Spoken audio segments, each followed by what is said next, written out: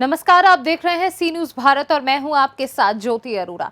वक्त हो गया है न्यूज बुलेटिन का, जिसमें हम जानेंगे कि कहां अधिकारियों की मिलीभगत से खाऊ कमाऊ वाली नीति अपना रहे हैं खनन माफिया, कहां निशुल्क चिकित्सा शिविर का हुआ आयोजन। साथ ही जानेंगे कि कहां ट्रैफिक पुलिस द्वारा की गई चालान काटने की कार्यवाही। इन तमाम खबरों पर होगी विस्तार से चर्चा। तो आइए शुरू करते हैं जिलेवार खबरों का सिलसिला।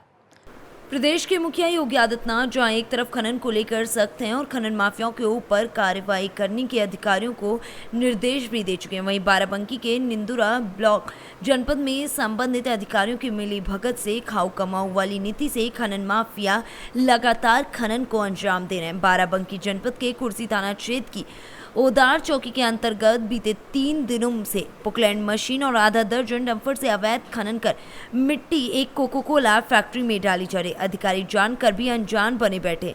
जब इस मामले में स्थानीय पुलिस से जानकारी लेना चाहा गया तो वो ये कहकर अपना पल्ला झाड़ लेते हैं कि खनन के बारे में हमें कोई जानकारी नहीं है। अब सोचने वाली बात यह है कि खनन चौकी क्षेत्र से सिर्फ 1 किलोमीटर की दूरी पर हो रहा है और पुलिस जानकर भी अनजान बनी बैठी है। यदि किसी किसान की एक ट्रॉली मिट्टी की आवश्यकता होती है और अपने ही खेत से वो मिट्टी खोद कर लाता है तो पुलिस उससे अपनी वर्दी का रौब दिखाकर पैसे ले लेती है। फिर इतने बड़े पैमाने पर खनन हो रहा है और पुलिस को पता नहीं है, ये बड़ा सवाल है। बाराबंकी से सी न्यूज संवाददाता खालिद रईस की रिपोर्ट। वहां जांच के दौरान खमीदौरा मोड़ NH 2 से 201 पीस अंग्रेजी शराब के साथ मद्य निषेध विभाग द्वारा पुलिस द्वारा 2 धंधेबाजों को गिरफ्तार किया गया है। पुलिस पूछताछ कर आगे की कार्रवाई कर रही है। कैमूर से सी न्यूज संवाददाता संदीप कुमार की रिपोर्ट। गरीब, असहाय एवं जरूरतमंद लोगों की सेवा करना सबसे पुण्य कार्य माना गया है। इसी उद्देश्य को ध्यान में रख के जनपद मैनपुरी के कस्बा करहल में अखंडमय क्लिनिक ने सराहनीय कार्य कर अनुकरणीय मिसाल पेश किया। अखंडमय क्लिनिक के तत्वाधान में करहल नगर में आज निःशुल्क चिकित्सा शिविर का आयोजन किया गया, जिसमें कैंसर, पथरी, शुगर, लीवर, ब्लड प्रेशर, नाक, कान, गला आदि की तमाम रोगियों को निःशुल्क स्वास्थ्य प्रशिक्षण करके दवाइयां भी वितरित की गई। समाज सेवी सुबोध कुमार सर्राफा की अध्यक्षता में आयोजित निःशुल्क चिकित्सा शिविर का शुभारंभ पूर्व प्रधानाचार्य नरेश चंद भटेले व करहल नगर पंचायत के पूर्व सभासद नंद किशोर वर्मा ने संयुक्त रूप से फीता काट कर किया। जी, आज आप शिविर में आए हैं, उद्घाटन किया है, क्या कहना चाहेंगे आज आप? नर सेवा नारायण सेवा होती है। अखंडमय क्लिनिक के द्वारा ये जो निःशुल्क शिविर लगाया गया है, ये बहुत ही सराहनीय कदम है, प्रशंसनीय है। इसकी जितनी प्रशंसा की जाए कम है। अच्छा, आज आप क्या अपील करना चाहेंगे लोगों से? हम चाहते हैं कि इस तरह के शिविर लगें जिससे गरीबों को लाभ मिले, क्योंकि गरीब पैसे खर्च करके अच्छे अस्पतालों में नहीं पहुंच पाते हैं। उन्हें घर पर ही इस तरह की व्यवस्था मिल जाए, इसके लिए लोगों को आगे आना होगा और शिविर लगाकर नर की सेवा करें। नर की सेवा ही नारायण की सेवा होगी। धन्यवाद। मैनपुरी से सी न्यूज संवाददाता जाजिब उमर की रिपोर्ट। रतलाम में ट्रैफिक पुलिस द्वारा राम मंदिर तिराहे पर नो पार्किंग में लगी 2 पहिया और 4 व्हीलर सभी वाहनों पर ई-चालानी कार्रवाई की गई। रतलाम ट्रैफिक DSP अनिल कुमार राय द्वारा बताया गया कि शहर में बीते कई दिनों से नो पार्किंग को लेकर शिकायतें प्राप्त हो रही थी, जिससे शहर के सभी व्यस्ततम मार्गों पर ट्रैफिक जाम की समस्या से आम जन को परेशानी का सामना करना पड़ रहा है। इसी को लेकर ट्रैफिक पुलिस DSP द्वारा स्वयं राम मंदिर तिराहे पर नो पार्किंग में लगे सभी वाहनों पर चालानी कार्रवाई की गई। शहर में हो रही ट्रैफिक समस्या को लेकर अब DSP अनिल कुमार राय खुद मोर्चा संभाल रहे हैं और शहर में हो रही ट्रैफिक समस्या को लेकर स्वयं कार्रवाई भी कर रहे हैं। सर, आज कुछ चालानी कार्रवाई की गई आपके द्वारा, क्या कार्रवाई है आप बता पाएंगे? इस प्रकार से आप देख रहे हैं कि अब श्री राम मंदिर से आगे आपका बरबर तक लेफ्ट और राइट साइड में फुटपाथ बने हैं। इसमें दुकानदारों ने जो दुकान है उसके शॉप के आगे भी मोटरसाइकिल खड़ी कर दी, उसके आगे जो मोटरसाइकिल खड़ी है उसके आगे भी फिर मोटरसाइकिल खड़ी हो गई। तो रोड क्या हो रहा है कि रोड तो 80 फीट है, लेकिन जब अतिक्रमण के बाद ये मात्र बच रहा है कितना 20 फीट पर 40 फीट रोड पड़ रहा है। ये चौराहा काफ़ी ज़्यादा कंजेस्टेड है। कंजेस्टेड के कारण यहाँ पर ट्रैफिक का समय बाधित होता है। इसको देखते हुए आज हमने अपना श्री राम मंदिर से आपका बरबर तक लेफ्ट और राइट दोनों साइड जो हमने फुटपाथ हटाने का, खासकर जब व्हीकल्स खड़े थे जो गलत तरीके से खड़े थे, उन लोगों पर पार्किंग कार्रवाई करी हमने। काफ़ी लोगों को समझाया थी और हमारी ट्रेन द्वारा इसको अनाउंस किया। सर कितने वाहन ले जाए गए हैं अभी, कितनों अभी पे तो करीब 10 वाहन हमने जब्त किए हैं, तो उसमें हम देख पा रहे हैं कि कुछ ने जो कागज़ दिखा दिए वैलिड गाड़ियाँ हैं, मतलब उनका चेक कर लिया, तो हमारी जो मशीन है पीएस मशीन जी, इससे हमने अभी चालान बना लिए हैं और जो मौके भी हमने चालान बना के छोड़ दिए। सर ऐसे पूरे रतलाम शहर के अंदर काफ़ी समस्या है, पार्किंग नो पार्किंग को लेकर ट्रैफिक की बहुत सारी दिक्कतें हैं, तो आगे क्या इसी तरीके से कार्रवाई ट्रैफिक पुलिस? ये हमारा प्रयास तो ये रहेगा कि पहले सबसे पहले जहाँ पे ट्रैफिक कंजेक्शन है, ये नया ये वाला जब चलाना बस स्टैंड हो गया, तो जहाँ पे ट्रैफिक का कंजेक्शन है उसको लेकर हम धीमे धीमे कार्रवाई कर रहे हैं, ताकि उस कार्रवाई का इफेक्ट भी हो और लोग भी उसको समझें और लोग पालन करें उसका। हमारा प्रयास रहेगा जिसमें दुकानदार प्लस जो चलने वाले लोग हैं वो इसको पालन करेंगे तो रोड क्लियर रहेगा, ट्रैफिक जाम नहीं होगा। सर इसमें चालानी कार्रवाई करके छोड़ा जा रहा है कि किसी के फ़ोन आने पर भी कुछ छोड़ा जा रहा है? सब तो सारे गाड़ियाँ पकड़ने के बाद नंबर तो उसकी वैलिडिटी चेक की जा रही है। वैलिडिटी मतलब कागज़, गाड़ी वैलिड है, उसका मालिक जो है उसको उसी का है कि नहीं, उसके बाद फिर कागज़ ओके हैं उसके बाद ही फिर हम लोग चालानी कार्रवाई करते हैं और प्रत्येक गाड़ी में चालानी कार्रवाई। ठीक है सर। रतलाम से सी न्यूज़ संवाददाता हुसैन खान की रिपोर्ट। खबर बलिया के सिकंदरपुर तहसील के स्थानीय थाना क्षेत्र के भाटी अहिरपुरवा गांव से, जहां सोमवार की सुबह गला काट के 60 वर्षीय अधेड़ का शव चारपाई पर मिला, जिसके बाद पूरे गांव में हड़कंप मच गया। हत्या की वजह जमीन संबंधी विवाद बताया जा रहा है। मिली जानकारी के अनुसार थाना क्षेत्र के अहिरपुरवा गांव निवासी ललन चौधरी उम्र 60 वर्ष रविवार की शाम खाना खाने के बाद अपने भाई राम प्रवेश यादव के दरवाजे पर रोज की तरह सोने चले गए। सोमवार की सुबह चारपाई पर उनका शव सिर कटा हुआ था। ये देख लोगों के होश उड़ गए। थोड़ी ही देर में ये बात जंगल में आग की तरह पूरे गांव में फैल गई और देखते ही देखते भारी भीड़ जमा हो गई। परिजन भी पहुंच गए। महिलाएं दहाड़े मार मार कर रोने लगी। किसी को कुछ समझ में नहीं आ रहा था कि आखिर हत्या कैसे हुई, लेकिन अंदर ही अंदर एक दूसरे से लोग बात करते हुए नजर आए कि जमीन को लेकर ये पूरा मामला हुआ है। संजय क्या है मामला? सर ज़मीन का मामला था।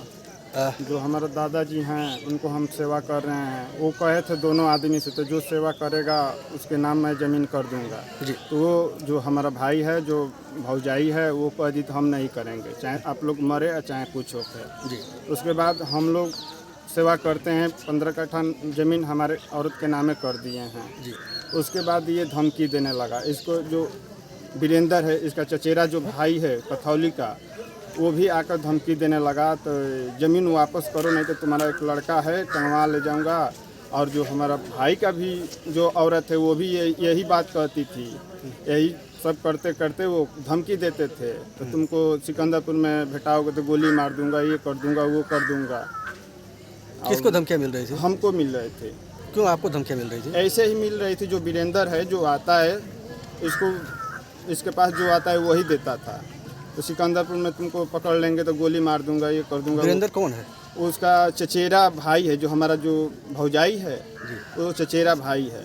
और प्रतिदिन आता है यहाँ पर, प्रतिदिन आता है और डेली यहीं से उसके लिए खाना भी जाता है और धमकी भी देता है। ये उधर गोरू चराते हैं, वहाँ भी आ जाता है और कहता है तो ज़मीन दे दो नहीं तो तुमको जान से मार दूंगा। ये आते हैं तो कहते हैं, कोई भी बात कहते हैं।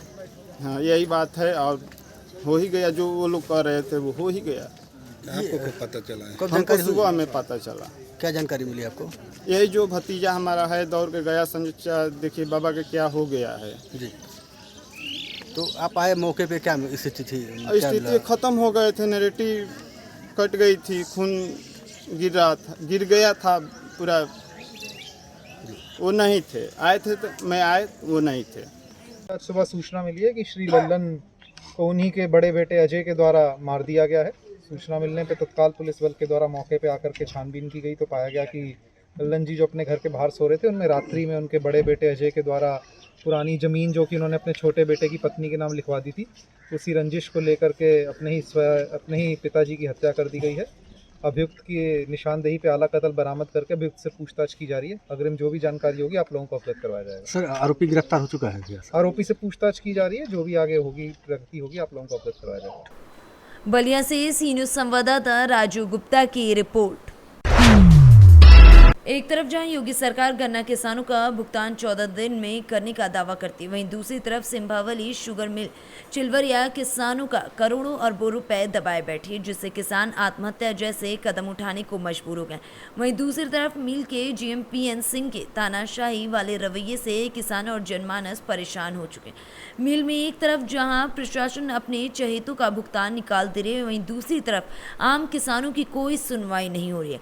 वहां आज इसी संबंध में सांसद प्रतिनिधि कैसरगंज सुनील सिंह व समाज सेवी महेश सिंह उर्फ मनु सिंह के नेतृत्व में हजारों किसानों ने एकत्रित होकर जिलाधिकारी बहराइच को इस संबंध में ज्ञापन दिया और जिलाधिकारी से अनुरोध किया कि गरीब किसानों को एक ही पर्ची का भुगतान किया जाए, जिससे धान रोपाई में उनको कुछ सहायता मिल सके और मिल प्रशासन पर जांच कराकर फर्जी तरीके से किए गए भुगतान पर उचित कार्रवाई की जाए, अन्यथा किसान मिल गेट के सामने अनिश्चितकालीन धरने पर बैठ जाएगा। जीएम पीएन सिंह के खिलाफ एक ज्ञापन दिया है। वो मनमानी तरीके से जो किसान उनसे मिला है वो 80% उनका भुगतान कर दिए हैं। गरीब किसान अगर उनसे मिलने जाता है तो अभद्रता से पेश आते हैं, उसको भगा देते हैं। कोई बीमार है या कोई अगर विधायक या सांसद का पद लेके जाता है उसको भी भगा देते हैं कि हमारे पास कुछ नहीं है। हम लोग वही डीएम साहब से मांग कर रहे थे कम से कम किसान का एक पर्ची का भुगतान हो जाए, जिससे बुआई जोतानी में किसान को आसानी हो सके। सरकार की मंशा है कि किसान 15 दिन के अंदर भुगतान हो जाए। फैक्ट्री 3 महीना चली है, केवल 11 दिन का पेमेंट हुआ है और चिलवरिया फैक्ट्री का कोई भुगतान नहीं हुआ है। इसी सिलसिले में सब किसान भाई हम लोग मिले हैं कि हमारी मांगे पूरी हों। अगर हमारी मांगे पूरी नहीं होंगी तो हम लोग अनिश्चितकालीन धरना प्रदर्शन के लिए किसान चिलवरिया शुगर फैक्ट्री के सामने बैठेगा। बहराइच से सी न्यूज संवाददाता श्याम मिश्रा की रिपोर्ट। बुलंदशहर के रजिस्ट्रार ऑफिस पहुंचे दर्जनों भक्यू कार्यकर्ता विभाग के खिलाफ जमकर की नारेबाजी। कार्यालय में भ्रष्टाचार व लापरवाही का आरोप लगाकर परिसर में किया धरना प्रदर्शन। 4 सूत्री मांगों का जिलाधिकारी के नाम सब रजिस्ट्रार को सौंपा गया ज्ञापन। मांग पूरी न होने पर परिसर में अनिश्चितकालीन धरना प्रदर्शन की चेतावनी भी दी गई। बुलंदशहर के खुर्जा रजिस्ट्रार कार्यालय में धरना प्रदर्शन किया गया है। रजिस्ट्रार ऑफिस में बैठे आप धरना दिया था, किस विषय में धरना प्रदर्शन? जो रजिस्ट्रार खुर्जा के हैं, जो भ्रष्टाचार हो रहा है, जो पावर ऑफ अटॉर्नी में ब्लड रिलेशन का मामला होता है उसमें जाति के आधार पर चेंज कर दिए गए और एक किसान का जो है 29,000 रुपये का ज़्यादा स्टाम्प लगवा दिया गया। इनसे बात हुई तो कहते हैं हमारे यहाँ तो ऐसे ही काम चलेगा और इनके यहाँ 3 कर्मचारी परमानेंट हैं और 11 कर्मचारी परमानेंट यहाँ और 11 काम कर 8 और 11 मिलकर टोटल 11 काम कर रहे हैं। बहुत सारे भ्रष्टाचार के बिंदु हमने लिख के दिया। अभी अगले 3-4 दिन में यहाँ बड़ी पंचायत होने वाली है, ताला लगेगा गेट पे। मांग क्या क्या है? मांग ज्ञापन में हमने दे दी गई है। इसमें एक एडीएम का भी नाम आ रहा है कि हमें पावर ऑफ अटॉर्नी का आदेश जो एडीएम ने दिया है, हम एडीएम साहब को बुलवाएंगे। भाई आपने ऐसे कैसे दे दिया? तो ब्लड रिलेशन का मामला होता है, आपने जातिगत कैसे आधार चेंज कर दिया? अगर आपकी मांग पूरी नहीं होगी तो क्या होगा? मांग पूरी नहीं होगी तो पंचायत होगी, तालाबंदी होगी या धरना होगा, अनिश्चितकाल धरना होगा। बुलंदशहर से सी न्यूज संवाददाता नितिन सिंह की रिपोर्ट। त्रिस्तरीय पंचायत निर्वाचन 2022 के तहत दतिया जनपद पंचायत के अंतर्गत आज प्रातः 7 से 2 बजे तक मतदान केंद्रों पर पुनः मतदान शुरू हुआ। सुरक्षा की दृष्टि को देखते हुए बडोनी एसडीओपी दीपक नायक ने संभाला मोर्चा। बता दें कि विगत कुछ दिन पूर्व हतलाई एवं बरौदी मतदान की पट्टियों में से गांव वालों ने पानी भरकर मतदान वाली पेटियां तोड़ दी थी, जिसके बाद अपर कलेक्टर रुपेश उपाध्याय एवं अतिरिक्त पुलिस अधीक्षक कमल मौर्य के द्वारा मोर्चा संभाला गया। गांव का माहौल शांत कराया गया एवं चुनाव स्थगित कर दिया गया था। बता दें कि आज फिर से पुनः मतदान शुरू किया गया है, जिसमें पुलिस प्रशासन के अधिकारीगण एवं राजस्व विभाग के अधिकारीगण मुस्तैदी से मोर्चा संभाले हुए नजर आ रहे हैं। यहाँ हतलाई में हम भी है तो यहाँ तो तकरीबन 80% वोटिंग हो चुका है और फिलहाल कोई वोट देने वाला नहीं। अभी 1 बजे, अभी तो 2 बजे का वोटिंग, 2 घंटे का वोटिंग और बाकी। मुझे लगता है और छिटपुट लोग आएंगे, वोट करेंगे, शांति होना चाहिए। उधर बरौदी गया था, वहाँ भी बाकी। दतिया से सी न्यूज संवाददाता नितिन दांत्रे की रिपोर्ट। बलदेवगढ़ विद्युत विभाग के अंतर्गत उपकेंद्र आहार के समस्त ग्रामों में सुबह 7 से 11 बजे तक प्रतिदिन विद्युत कटौती की जा रही और फिर दिन में भी कई बार विद्युत लाइन काटी जा रही है। बता दें कि साफ स्पष्ट हो रहा है कि उपकेंद्र आहार के लाइनमैन देवी दयाल तिवारी के द्वारा विद्युत में लापरवाही की जा रही और जब लाइनमैन देवी दयाल तिवारी को इसके बारे में फ़ोन लगाया जाता है तो उनके द्वारा कोई जवाब नहीं दिया जाता है और ऐसी भीषण गर्मी में घरों के अंदर छोटे छोटे बच्चों का हाल बेहाल है और छोटे छोटे बच्चे घरों के अंदर भीषण गर्मी में रहने को मजबूर हैं, जिसकी सूचना जिम्मेदार अधिकारी कनिष्ठ अभियंता रामनिवास गुर्जर को दी जाती है तो जिम्मेदार अधिकारी कुछ भी कहने को मजबूर होते हैं। इससे साफ स्पष्ट हो रहा है कि उपकेंद्र आहार के लाइनमैन की पूरी लापरवाही इसमें देखने को मिल रही है। टीकमगढ़ से सी न्यूज़ संवाददाता राम सिंह की रिपोर्ट। फिलहाल इस न्यूज बुलेटिन में बस इतना ही। देश और दुनिया की बाकी खबरों के लिए आप देखते रहिए सी न्यूज़ भारत।